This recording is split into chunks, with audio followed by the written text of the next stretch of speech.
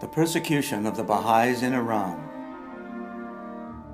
Kia ora and welcome to Baha'i on Air.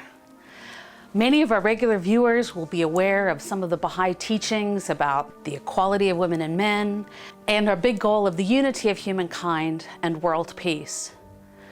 But one thing we would like to make people more aware of is how members of the Bahá'í Faith are being treated in the country of Iran. Ironically, this is the birthplace of the Bahá'í Faith, and ever since the inception of the Bahá'í Faith, Baha'is have been terribly persecuted, thousands of believers have been killed, and this has happened in various phases throughout history again and again, and it's still happening today. This is something we would like to make people aware of, and also to show people how they can possibly show support and get justice for people to not be persecuted just because of their religious beliefs. So since the birth of the Bahá'í Faith in the mid-1800s, the Islamic clergy and the government of Persia, Iran, have refused to accept the existence of this new religion. Baha'is believe that there is one God who has sent down many different prophets and messengers, or great teachers, over the ages to educate mankind in the spiritual principles and the universal truths of creation. Among these teachers, whom Baha'is all believe in and respect and admire and revere, are Buddha, His Holiness Jesus Christ, Moses, and of course the founder of Islam, Muhammad. Unfortunately, the dominant schools of thought in Islam have promoted an interpretation of the Holy Quran that refuses to accept that there can be any prophets from God after Muhammad. This interpretation meant that members of the Baha'i Faith have been branded as heretics and infidels in their own country from the moment that the faith was born in the Persian Empire in 1844.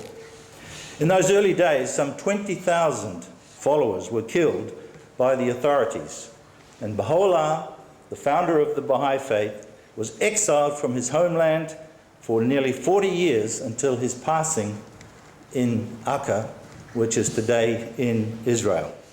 My name is Ariana, and I'm from Iran. I'm living in around Manica area. My parents, they both were killed in Iran. My father was in the 1980s. They got them, they disappeared. We didn't know what happened to them. We know that by this time they're killed. And my mother, in next year after that, was in National Special Assembly. She was an active Baha'i, and they also captured her and they execute her. This has been going on in Iran for a long time. My sister and brother, they're out of Iran, fortunately, but we are all suffering from what happened to our parents. You've recently written a book about it. Do you want to tell us about your book and why and how you wrote it? This book actually is not something that I wrote. It's a collection of the letters and comments of the people about my parents, my father's poems, in the diary. So this has been collected and put together. So we both is just sort of put together for our parents, to people know actually what happened to them. Because in these diaries is explanation of what's happening in Iran every day to them. And it's really historical. We all know we are living in a world where knowledge is increasingly the key to progress for individuals who aspire to even the most humble of personal goals. In such a world, it is hard to imagine a more destructive and deleterious policy that any state could inflict upon its citizens than the denial of education.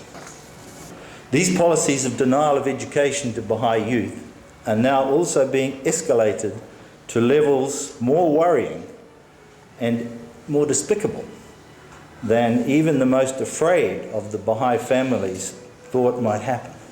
You can look at the insanity of these savages, the total inhumanity of the persecution still continuing, not only against the Baha'is, but it's even, against everybody else. I mean, it's a crazy, crazy world.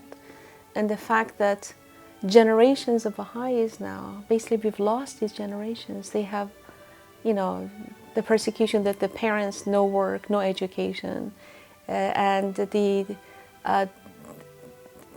desire of the Iranian government, the Islamic government of Iran, wanting to basically exterminate the Baha'is from Iran.